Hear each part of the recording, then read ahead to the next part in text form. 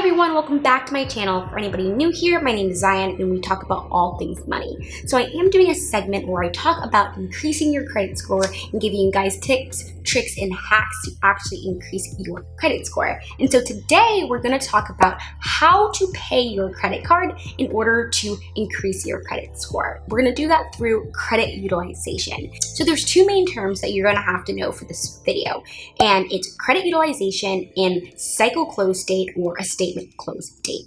So credit utilization is the amount of the credit line that you spend. So every single time you get a credit card, you're going to have a credit line or a credit limit. That's how much credit the credit card company gives you to spend. And so your credit utilization looks at how much money you actually spend on that credit card in comparison to how much your credit line or limit is. So for today's video, what you want to note is that you want to have a credit utilization of less than 10%, so 9% or lower if you want to boost your credit score quickly with credit utilization. The second definition that you want to know is a cycle close date or statement close date. When you have a billing cycle, it's roughly a month long, and you have an opening date and then you have a closing date. Your closing date is the date in which your cycle closes, and you're going to have a credit statement printed, and that credit statement is going to have a balance on it. And that balance is what's going to be actually given to the credit bureaus, who will then determine your credit utilization rate and will then either say, yay, they have awesome credit utilization, or boo, they have really terrible credit utilization. And so I say less than 10%, so 9% or lower, because that's going to put you in the excellent category for credit utilization. And it will really help boost your score if you are someone who has a really big credit utilization rate. So someone who has like 50% credit utilization. So if you go from 50% credit utilization down to 9% credit utilization, that's going to really increase your score.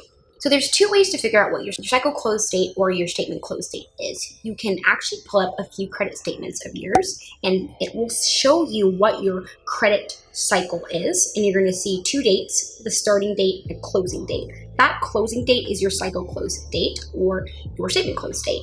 You can also go ahead and call up your credit card company and say, hi, I would like to know my cycle close date or my statement close date, or the date that you actually report to the credit bureau. Those dates should all be the same. So the goal is to end that date with a balance that is 9% or less of your entire credit line. So how exactly do you do that? You're gonna find out what that date is. Let's say it's the 25th of June. And several days before that, so I would say to be safe, the 22nd or the 23rd, go ahead and pay down your credit card balance to report roughly 9% or less for credit utilization. So why do you want to report something? If you're someone who's very new to credit, you're going to want to report some sort of percentage on there. So let's say you have a credit limit of $1,000, and this cycle period, I spent $500 on a new bicycle. I know that's a very expensive bicycle, but you know what? It has all the bells and whistles. So I do not want the credit bureaus to know that I spent 50% of my credit line. So what I'm gonna do is actually pay that down to $80. That way, when the 25th comes and my cycle closes, my credit card company will report to the credit bureau that I spent only $80 that month. The credit bureau is going to see, wow, she only has an 8% utilization rate. This is amazing. If I had normally been spending $500 every single month, and $500 is reporting to the credit bureau, they would say, wow, her credit utilization rate went down from 50% to 8%. Amazing. And my score would shoot up. Now, you might say, Zion, your credit card due date is always before your cycle close date.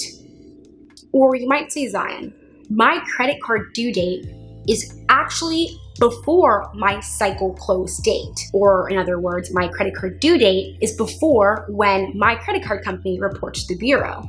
So if I don't pay off my balance in full, won't I carry over some sort of balance and have to pay interest on that balance? And my response would be this to you. Potentially. And here's why. So that might be the case. Your due date might be the 21st, for example. So you're not going to knock out that $500. Instead, you're only going to bring it down to $80. So potentially you might pay interest for a few days.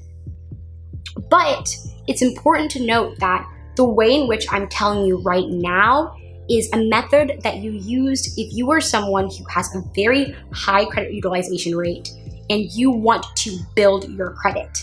It's not for someone who has very high credit already and they're not looking to build their credit. A. B, there's another thing I'm going to suggest that you do.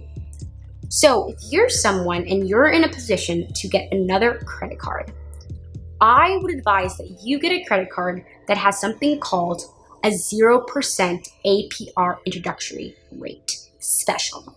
So what this means is when you first get a credit card, there's a lot of companies that want to incentivize you to get a credit card. So they might do some sort of sign-up bonus, like if you get this credit card, if you spend X amount of money within the first 3 months of having the credit card, we'll give you back $200.